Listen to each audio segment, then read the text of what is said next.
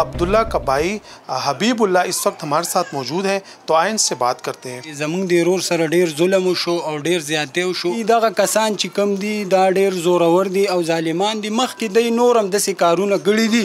دا قتل څنګه وشو؟ تاسو ته څنګه پته ولګېده دا وقوعه څنګه؟ سرجي زه ولاړم او دا چې دي د لنډي بازار دي او د دوی روزګار لکه ما ته وګوره دا شوکې ډاکې او دا کارونه دا چې دوی د ډیر وخت نه کوي او مخکې هم کړي شل کارونه. نورم د دوی داسې پولیسو سره ما ته وګوره دا تنازع شته دي. ان وجه سوا لکه د پیسو 100 روپو پیسو لانجه وه. سرجي دا داسې حساب و چې د یو مرګري باندې 20,000 روپۍ وي جي او بل دا 20,000 روپۍ د عبدالله خپلې وغوستې جي چې وی غوستې نو دی زورور شو او دی ورته ویل چې عبدالله ته دا پیسې مه غواړه. نو بل عبدالله غریب شرمنده شو ډېر زیات او چې زما علاقې ته ما پسې کسان راغل خو ده ته مونږ ویل چې هلکه ته داسې مه ورځه مخې ته که نه. خو دا غریب ما ته وګوره ډېر مجبوره ولاړو. دی کې عباس ډایرکټ پایر وکړو لکه دا تمانچې لوډ وي مکمل دانې ورختې وي چې پایر یې وکړو. عبدالله ولګېدو په سر نو بیا د عباس دوه لورونه د پاسه پې ما ته وګوره بیا یې پایر وکړو. عبدالله څه کار کوي؟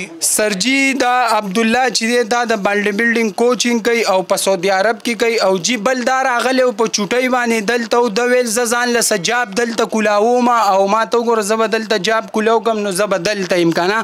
عبدالله دلته چېرته مقابلې کړي دي؟ چېرته مقابلې ګټلي؟ او جی عبدالله د پېښور مقابلې کړي دي او عبدالله کم از کم 4-5 هزار شاګردان د باډي بلډینګ په کوچینګ کې لري او بل په سعودي عرب کې دا ما ته وګوره د شاګردان ناستې دي او وردش دوران ارسي برخي دي او جاړي. پولیس بل دی کې دی سره مرګري دي جی چې 324 سپایار په ما وشو جی ما پسې پولیس راځي جی. इस वक्त हमारे साथ मकतूल अब्दुल्ला के मामू मौजूद हैं, उनसे बात करेंगे कि वो क्या कहते हैं.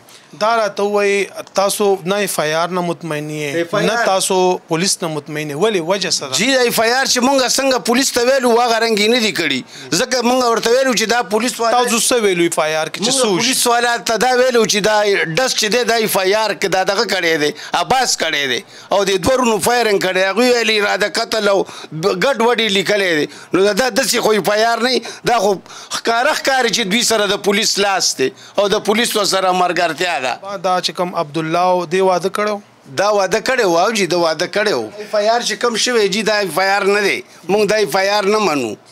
دا غلط شوی دا FIR بالکل ناروا شوی جی دا د هغوی په حق کې شوی دی. यकीनन आपने इस तमाम सूरत हाल देख ली है. अब देखना ये है कि थाना फंदू की पुलिस जो है वो कातिलों को कब गिरफ्तार करती है और ये जो मुतासरा ख़ानदान है इनको कब इंसाफ मिलेगा.